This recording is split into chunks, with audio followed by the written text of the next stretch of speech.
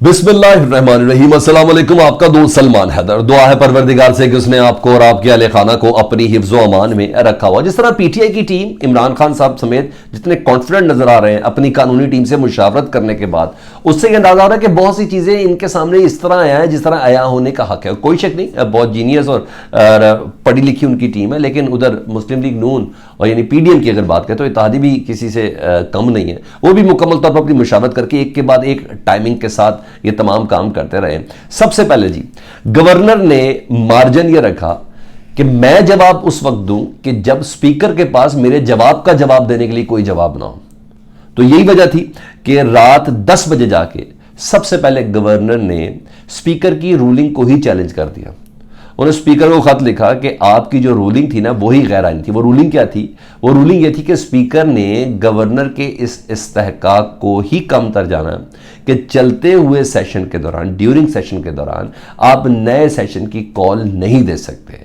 आपने जो नए सेशन की कॉल दी है ये दरअसल गैर आईनी है, ये नहीं दे सकते। इस वक्त इस्तेहकाक सारे का सारा स्पीकर का है। स्पीकर की सवाबदीद है कि वो इस ड्यूरिंग इस सेशन के अंदर अपनी प्रोसीडिंग्स को कैसे चलाया जा सकता है। अच्छा, ये करके दरअसल स्पीकर ने परवेज इलाही के इर्द गिर्द ना एक जिसे कहते हैं सेफ्टी वॉल लगा दी थी कि भाई पहले आप अपनी जो आपने मरासला जारी किया ना उसके लीगल होने का तो पहले जवाब दें।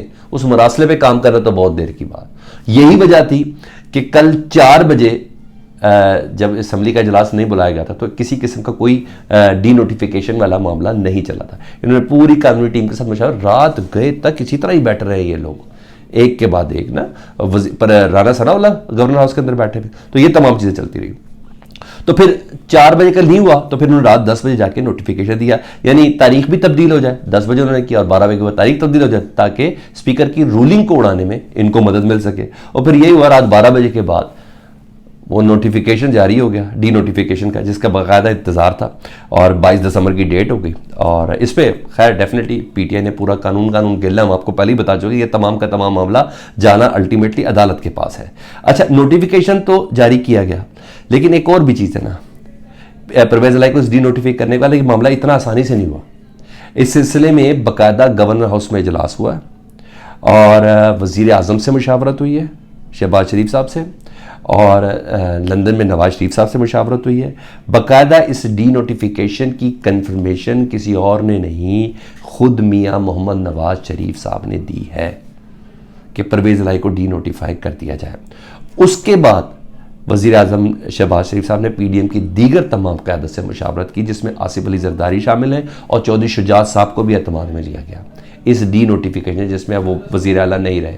वो तो कानून भी खेल है, मगर मैं आपको सिचुएशन बता रहा हूँ कि अगलों की टीम भी बहुत ही ज़्यादा स्ट्रॉन्ग वे के अंदर बहुत ही अच्छे और सख्त पैराई के ऊपर काम करती हुई नजर आई है जी। अच्छा जी, जो अप्रिशिएट है वो तो करना पड़ेगा ना, इतना अगले मुखालिफ को भी इतना कमज़ोर ना समझे ना, तो वो भी बहुत चल रहा है। अभी आपको आगे बड़ी इंटरेस्टिंग चीज़ें मैंने आपको बतानी है कि आज हवाले किसके गया, आज फौज नहीं रेंजर्स के हवाले आए लाहौर, आज एफसी के हवाले है लाहौर, और वो नोटिफिकेशन किसने जारी किया, किसकी डिमांड पे हुआ, कौन कर रहा है, क्या चीज़ें, अभी आगे बड़ी इंटरेस्टिंग चीज़ें आपके साथ शेयर करिए जी। अच्छा जी, पीटीआई ने आज फैसला किया है कि वो गवर्नर हाउस के बाहर शाम को 5 बजे एहतजाज करेगी। उन्हें तमाम कारकुनों को पंजाब में क्या दिया है कि सब के सब अब गवर्नर हाउस पहुंचे। और इंटरेस्टिंग चीज़ ये है कि इस एहतजाज की कॉल से इमरान खान साहब गवर्नर हाउस के बाहर खुद खिताब करेंगे, इन तमाम अफराद के सामने वो खुद खिताब करेंगे जी। और प्रिकॉशन मेजर्स जो अडॉप्ट किए गए हैं वो ज़रा सुन लें। एफसी और रेंजर्स की तैनाती की मंजूरी दे दी गई है। लाहौर में पंजाब पुलिस की मौजूदगी में एफसी और रेंजर्स की तैनाती की मंजूरी दी गई है। गवर्नर साहब ने यह दरख्वास्त दी थी, वफाक से इजाज़त ली थी, वजारत दाखिला के अंडर है और वजारत दाखिला का वज़ीर दाखिला ही गवर्नर हाउस के पास बैठा है। तो ये तमाम चीज़ें जी। और मज़े की और इंटरेस्टिंग चीज़ बात यह है कि इसका रिएक्शन बड़ा ज़बरदस्त आया रात गए, वो भी आपके साथ शेयर करना है। इनको हल्की सी भी टेंशन नहीं, कॉन्फिडेंस का आलम यह है कि फवाद चौधरी साहब पार्टी के तर्जुमान हैं, वो कह रहे हैं जो भी नोटिफिकेशन आया ना इसको जहाज़ बनाएंगे और उड़ा देंगे। जी हाँ, ये रात को एयरवे के प्रोग्राम में कह रहे थे इसको जहाज़ बनाएंगे उड़ा देंगे। बहुत पुरअतमाद थे, उन्होंने कहा ये हमारा आईनी हक है जो हम इस्तेमाल करें। हाँ, गवर्नर अपने ओहदे का ख्याल रखें, उनके ऊपर आर्टिकल 6 लग सकता है। यानी फवाद चौधरी साहब इस हद तक खुद भी कानूनदान है, इस हद तक क्लियर है अपने इन मामला पे। दूसरा लग गया तो उन्होंने एक और काम भी कर दिया। मैंने आपको बताई थी रिपोर्ट थी कि खवातीन रुकन अरकान को ना 5-5 अरब की कॉलें आ रही है कि 5 अरब ले और इमरान खान साहब आपने असम्बली के अंदर हाजिर नहीं होना अदम एतमाद के वक्त। तो वो पहुँच गई, तो इमरान खान साहब ने उस पर कहा पैसे ले लो मगर गद्दारी ना करना, यानी यहाँ तक ही जाती थी। तो इस पर फवाद चौधरी साहब ने कहा, जिस पर रिएक्शन भी आया, उन्हें कहे पंजाब हुकूमत को चाहिए कि आसिफ अली जरदारी का जब तक ये मामला सही नहीं होते उनका पंजाब पे दाखिले पर पाबंदी लगा दी जाए। फिर पीपल्स पार्टी ने भी जो कहना था वो खैर उन्होंने जवाब दिया, लेकिन वो इस हद तक सीरियस हुए हैं कि आसिफ अली जरदारी साहब और पैसा साथ साथ मूव करता है ना। तो और मैंने बोला कोई इखलाकी ग्राउंड तो है नहीं, कोई जज्बा, कोई मजहबी, कोई अकीदा, ऐसी तो कोई चीज़ है नहीं, किस ग्राउंड पर जाएंगे।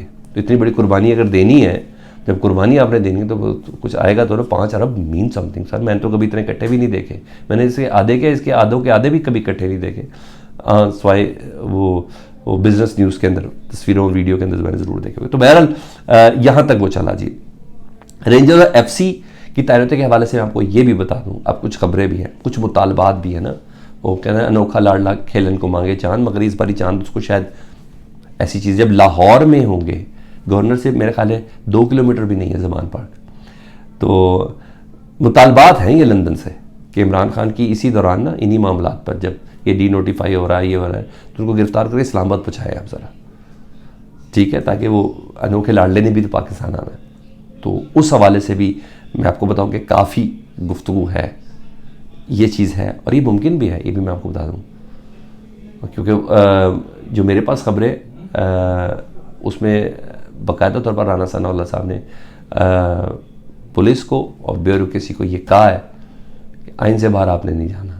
तो जब शेल्टर आप दे रहे हैं रेंजर्स का, जब शेल्टर आप दे रहे हैं FC का, तो यहाँ एक FIR ही दर्ज हुई, तो ये भी हो सकता है, ठीक है, हो ना हो इट्स अनदर थिंग, लेकिन मुमकिनात के अंदर है ये तमाम चीज़ें, इस हद तक बातें चल रही है। अच्छा जी, दूसरी 1-2 और मैं इसके साथ मुत्तसिल ज़रा खबरें मैं आपको दे दूँ जी। इलेक्शन कमीशन ने ना अली जैदी की एक दरख्वास्त पर एक्शन लिया। वो ये था कराची और ना हैदराबाद के एडमिनिस्ट्रेटर लगा दिए गए हैं इलेक्शन से 20 दिन पहले, दोनों MQM के हैं। उन्होंने कहा ये तो प्री पोल रिगिंग है। उसका जवाब दिया जी इलेक्शन कमीशन ने रात गया, उन्होंने कराची हैदराबाद के एडमिनिस्ट्रेटर की तैनाती रोक दी है। अच्छा दूसरा ये भी बता दूं कि इलेक्शन कमीशन ने ना इस्लामाबाद के हवाले से उन्होंने दरख्वास्त दी थी कि लोकल बॉडी का जो इलेक्शन है ना ये जनवरी के अंदर, इसको किसी तरह आप नई हल्का बंदियों के लिए थोड़ा दरक कर दें, क्योंकि इनको डर ये है कि अगर इस्लामाबाद के अंदर PTI का मेयर आ गया तो फिर क्या करेंगे। तो इलेक्शन कमीशन ने कहा कि नहीं, हम आपकी दरख्वास्त नहीं मान सकते, हमारी सारी तैयारी है, तो ये लोकल बॉडी इलेक्शन होना ही है, बल्दियाती इलेक्शन होना ही है। तो कल ये ना बल्दियाती एक्ट, लोकल बॉडी एक्ट का एक बिल पास करवा रहे हैं कौमी असम्बली से, ताकि किसी तरह इस्लामाबाद का जो ये बल्दियाती इलेक्शन है ये डिले हो जाए। क्योंकि अगर PTI का मेयर आ गया तो इससे बड़ी कोई सुबकी नहीं होगी कि मरकज़ में इन्हीं की हुकूमत है और इनका मेयर नहीं है। तो ये भी एक अपडेट थी। आज हम नजम सेठी सारे वाले मामले नोटिफिकेशन का जारी हो गया, चेयरमैन PCB का रात गए कि ये सब आम खबरें थी, लेकिन इनको बाकायदा तौर पर काम करने के लिए ना पिछला आइन मुअत्तल करना पड़ेगा जो रमीज़ राजा साहब ने बनाया था। तो इस सिलसिले में नजम सेठी को PCB का चेयरमैन बनाने के लिए इकदाम बहुत ज़रूरी था और नए आइन को मुअत्तल होना बहुत ज़्यादा ज़रूरी है। तो नए आइन की तश्कील के लिए 14 रुकनी कमेटी बना दी गई और उस 14 रुकनी कमेटी का जो सरबराह है ना वो नजम सेठी साहब को बना दिया गया है। तो ये सारे मज़े के काम अपनी तरफ से कर रहे हैं। आज के आने वाले हर घंटा बहुत ज़्यादा अहम है अदालतों के हवाले से। अल्टीमेटली मैं आपको बता दूँ, सब ने घूम फिर के पहुँच जाना है लाहौर हाई कोर्ट में और फिर सुप्रीम कोर्ट में, तब जाके मामला जाके हल होना है, क्योंकि हर एक ने आइन की तशरीह अपने हिसाब से कर दी और कॉन्फिडेंट भी बहुत है। फीडबैक से मुतल्लिक़ ज़रूर आगा कीजिएगा। अपना बहुत ज़्यादा ख्याल रखें। अल्लाहुम्मा सल्ली अला मुहम्मदिन व आले मुहम्मद।